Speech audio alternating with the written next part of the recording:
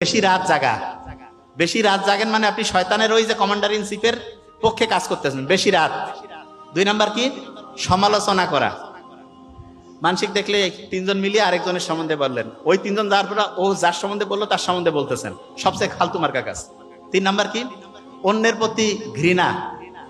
4 number কি? রাগ হওয়া। সবচেয়ে ভালো কোনটা তাইলে? ভালো হচ্ছে মাফ করা। কি বলেন তো? আচ্ছা, তা আমি একদিন বলতেছিলাম ভাই মাফ করে দেওয়া লাগবে, তা বলছে স্যার আমার তো কারোর সাথে কোনো গ্যাঞ্জাম নাই, কাক মাফ করব? শুনেন, প্রথম মাফ করতে হবে আপনার নিজেকে। কিভাবে?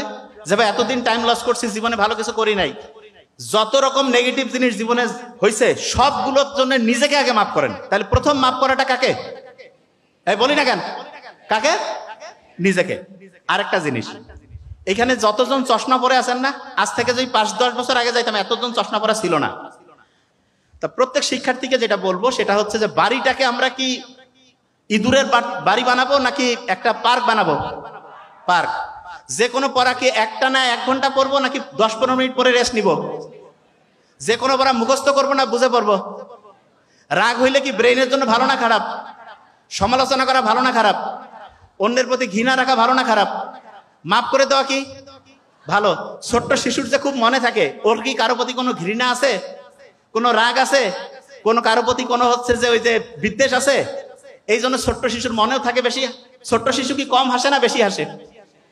আমরা যত বড় হয়েছে হাসি কমতেছে, অন্য সবগুলো বাড়ছে, খারাপ জিনিসগুলো বাড়ছে, হাসি কমছে।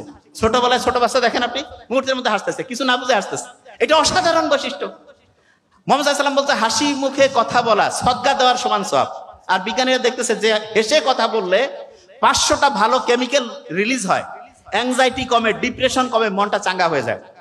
তাহলে প্রত্যেক স্টুডেন্টকে বলবো যারা জীবনে অসাধারণ কিছু করতে চায় ডায়েরিতে লিখে ফেলেন। প্রত্যেকেই রেগুলার রুটিন করবেন, আগামী দিন কখন কি করবেন। খাওয়া দাওয়ার মধ্যে প্রথম হচ্ছে ঠিকভাবে পানি খাওয়া।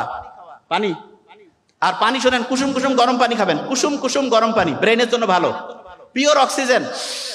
বুক করে শ্বাস নেবেন, ছাড়বেন। সানলাইট আর কোরআন তেলাওয়াত। ওরে বাপরে বাপ, এটা তো লাস্টে বলে দিচ্ছি, পড়তে পারেন না শুনেন।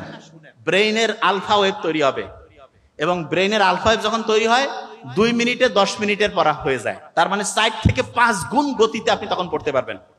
বড়দের সম্মান করবেন, ছোটদের স্নেহ করবেন, সবসময় হাসি মুখে থাকা, আর পজিটিভ চিন্তা করবেন। যে নেগেটিভ কিছু বলে, নেগেটিভ কিছু বিশ্বাস করেন, এগুলা হচ্ছে ভাইরাস। ভাইরাসের সাথে গ্যাঞ্জাম করে আপনি পাবেন না। আসসালামু আলাইকুম বলে ডিলিট। কোনো ভাইরাসকে আশেপাশে রাখার দরকার নেই।